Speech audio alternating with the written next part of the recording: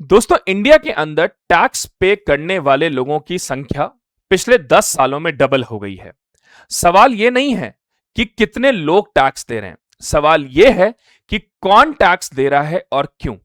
इस पूरे वीडियो के अंदर आज हम यह समझेंगे कि कैसे यह संख्या डबल हुई, यानी कि क्या फैक्टर्स हैं उसके पीछे।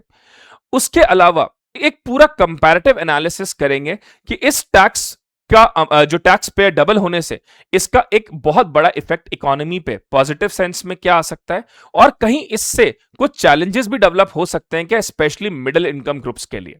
तो इस पूरे वीडियो को जरूर देखिएगा और लास्ट में मुझे कमेंट में जरूर बताइएगा कि इस टैक्स पेयर बेस का डबल होने का मतलब इकोनॉमी के लिए बहुत अच्छा है या कहीं ना कहीं अब ये टैक्स इवेजन की प्रॉब्लम को भी धीरे धीरे बढ़ा सकता है।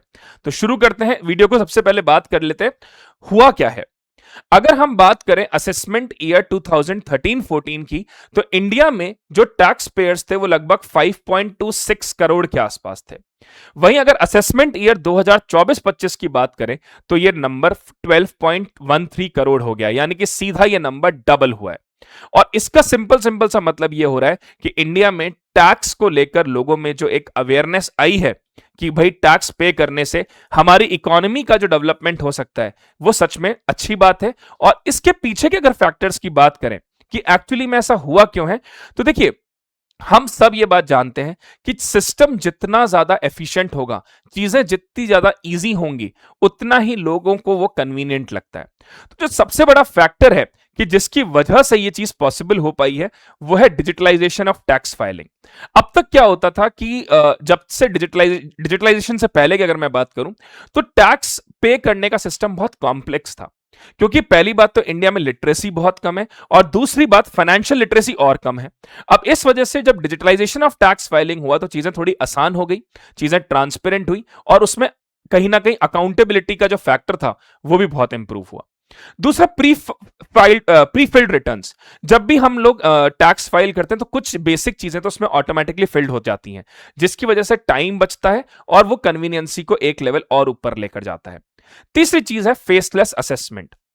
पहले बहुत बार एक प्रॉब्लम जो कॉमनली फेस की जाती थी वो ये थी कि अगर कोई भी डिस्प्यूट हो रहा है टैक्स को लेकर के, टैक्स ज्यादा कट गया है या रिफंड में डिले हो रहा है, तो उसमें क्या होता था, लोग इनकम टैक्स ऑफिसेज में फोन कर रहे हैं, चक्कर लगा रहे हैं और इस वजह से कई बार लोग परेशान बहुत होते थे। लेकिन जब से ये फेसलेस असेसमेंट वाली चीज आई है, फेसलेस अपील वाली चीज आई है, इन सब चीजों की वजह से भी ये कहीं ना कहीं सिस्टम को और बेहतर करती है।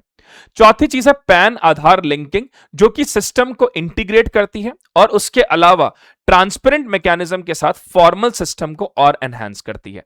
तो ये चार ऐसे फैक्टर्स हैं जिसकी वजह से यह चीज पॉसिबल हो पाई है।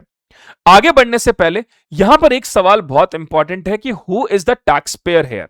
तो अब तक है ना, जब इंडिया में टैक्स की काउंटिंग होती थी ना तो यह बोला जाता था कि भाई जो रिटर्न फाइल कर रहा है उसको भी हम लोग शामिल कर रहे हैं। लेकिन अब यहां पर जो एक अच्छा चेंज है और जो पॉजिटिव चेंज है वो यह है कि यहां पर टैक्स पेयर को इंक्लूड किसको किया है, टैक्स पेयर में इंक्लूड यहां पर किया है वो इंडिविजुअल और एंटिटीज को जो इनकम टैक्स रिटर्न फाइल कर रहे हैं और जिनका टीडीएस डिडक्ट हो रहा है। ध्यान से सुनिएगा, अब तक ये होता था कि भाई रिटर्न फाइल कर दी है, टैक्स कट गया, लेकिन अब यहां पर दो बातें डाली हैं। पहली बात तो जिन लोगों ने इनकम टैक्स रिटर्न फाइल किया है और उसके साथ साथ में कितने लोग ऐसे हैं जिनका टीडीएस डिडक्ट हुआ है।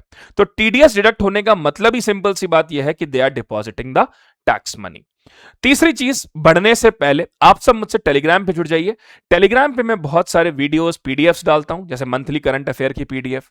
जो बच्चे 2027-28 की प्रिपरेशन कर रहे हैं उनके लिए तो और भी इंपॉर्टेंट है, क्योंकि मैं हिंदू और इंडियन एक्सप्रेस के जो इकोनॉमी के इंपॉर्टेंट एडिटोरियल्स होते हैं उनको यहां पर बहुत डेली बेसिस पे समझाता हूं कि इसमें कौन से आर्टिकल्स इंपॉर्टेंट है इकोनॉमी के, और उनको सरल भाषा में मैं बताता हूं। तो आप सब मुझसे टेलीग्राम से जुड़ सकते हैं। आप सब लोग मुझसे इंस्टाग्राम पे भी जुड़ सकते हैं, जहां पर मैं रील्स बनाता हूं इंपॉर्टेंटली इकोनॉमी के कॉन्सेप्ट्स की। जीडीपी जीवीए में क्या डिफरेंस है, इन्फ्लेशन की टर्म्स क्या है, डब्ल्यूपीआई सीपीआई में क्या डिफरेंस है, जो कि रिवीजन के लिए बहुत इंपॉर्टेंट होती है। आगे बात कर लेते हैं कि नॉन इंडिविजुअल टैक्स पेयर की अगर बात करें तो इसमें भी एक अच्छा चेंज आया है, यानी कि companies, firms, HUFs association of person, local authority, artificial juridical person, इन सब के नंबर्स में भी इंक्रीमेंट हुआ है। जहां पे 2013-14 में ये 0.29 करोड़ के आसपास था, वो अब बढ़कर 0.48 करोड़ के आसपास हो गया है। यानी कि ना सिर्फ इंडिविजुअल टैक्स पेयर बल्कि companies, firms, HUF, association of persons, इन सब में भी यहां पर एक इंप्रूवमेंट देखा गया, जिसकी वजह से गवर्नमेंट का टैक्स कलेक्शन बेहतर हुआ है। आगे अगर बात करें, जो सबसे इंपॉर्टेंट कंपोनेंट है, क्या ये एक्सपेंशन एक अच्छी न्यूज है? देखिए, अगर बात करें किसी भी इकोनॉमी के लिए, तो जितना उसका tax to GDP ratio increase होता है, जितना tax to GDP ratio increase होगा, उतना ही डेट टू जीडीपी रेशियो कम होगा।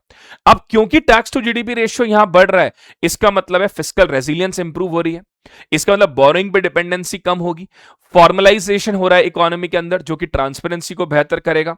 कलेक्शन कॉस्ट जो है वो भी यहां पर कम हुई है, जो कि एडमिनिस्ट्रेटिव एफिशिएंसी को शो करता है। यानी कि कलेक्शन कॉस्ट कम होने की वजह से कहीं ना कहीं सिस्टम बहुत एफिशिएंट और कैपेबल होता जा रहा है, और पब्लिक फाइनेंसेस जो है लॉन्ग टर्म में स्टेबिलिटी की तरफ मूव कर रहे हैं। यानी कि अगर ओवरऑल देखें तो ये एक्सपेंशन हमारी इकोनॉमी के लिए बहुत अच्छा है, क्योंकि इससे हमारा tax to GDP ratio improve होता है और डेट टू जीडीपी रेशियो कम होता है, जिससे कि हमारी ऊपर इंटरेस्ट लायबिलिटीज जो होती हैं वो कम हो जाती हैं। लेकिन एक सवाल जो यहां बहुत इंपॉर्टेंट है, that is area of concern. क्या ये बर्डन जो है ये मिडिल क्लास टैक्स पेयर्स के ऊपर ज्यादा आ रहा है? देखिए, हम सब बात जानते हैं, डायरेक्ट टैक्सेस तो पे करते ही हैं, उसके साथ साथ में इंडिया में इनडायरेक्ट टैक्सेस जो हैं, स्पेशली जीएसटी की बात करें तो वो भी है। तो क्या इसका burden basically salaried middle class person tax payers पे ज्यादा आ रहा है, या डायरेक्ट टैक्स एक्सपेंशन जो है ये कहीं ना कहीं रैशनलाइजेशन को मैच कर रहा है इनडायरेक्ट टैक्स से? और उसके अलावा क्या सच में टैक्स बेस वाइडन होने से इक्विटी इंप्रूव हो रही है? क्या इंडिया के अंदर इक्वालिटी सिस्टम इंप्रूव हो रहा है? क्या गिनी कोफिशिएंट कम हो रहा है? और उसके अलावा क्या ये पूरी इकोनॉमी में एक बैलेंस रीजनल डेवलपमेंट लाएगा क्या? तो आप सब मुझे कमेंट में मैसेज करके बताइए कि आपको क्या लगता है कि ये जो डबल हुआ है टैक्स पेयर बेस, इसका इंपैक्ट इकोनॉमी पे पॉजिटिव है, या इसका impact middle class salaried people के ऊपर ज्यादा पड़ेगा? So that's all from my side. Thank you so much, God bless you all. इसको वीडियो को लाइक जरूर करिए, कमेंट करके मुझे जरूर बताइए, और शेयर सब्सक्राइब करिए। Thank you and take care.